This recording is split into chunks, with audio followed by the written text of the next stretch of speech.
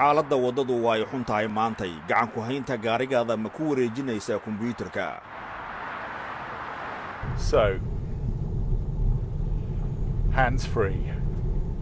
wadda gaar loo leeyahay oo aan lahayn gaadiid kale waxa aan tijaabiyey aniga oo ku socda waddada baabuurta. Whoa. So that is tani waa dareen cajiib ah gaar ahaana xakamaynta taxadirka sidayda oo kale. gaarigu waa iswadaya waxaana uu raacayaa deelinta. deelimuhu halkani waa ay qalloocan yihiin. tijaabadayduna waa in aan taabto laakiin ma dhicin. tani dhabtii waa cajiib. weligay horay uma samaynin sidan oo kale.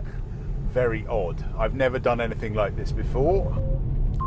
hadda gaariga noocan oo kale ah waxa uu kuu sheegayaa inaad gacmaha saartid isteersada 15 daqiiqo kadib.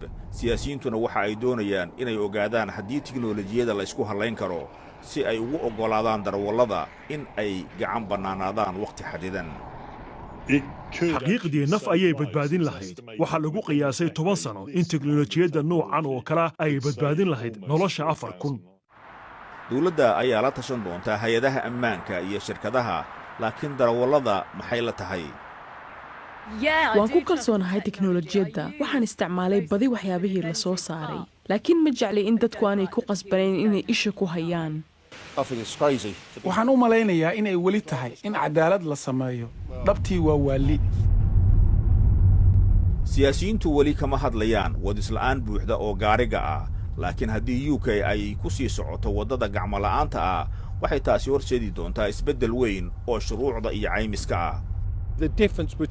farqiga u dhexeeya inaad darawal tahood mas'uul ka tahay iyo in gaariga isaga iswado mas'uuliyadda isaga haysto waa mid aad u weyn. inta gaariga sida bani'aadanka kale isu wadi karo, gaariga lagama dhigi karo mid iskiis u socda. waxa aan la halgamayaa iskudayga in la haayo isteersada.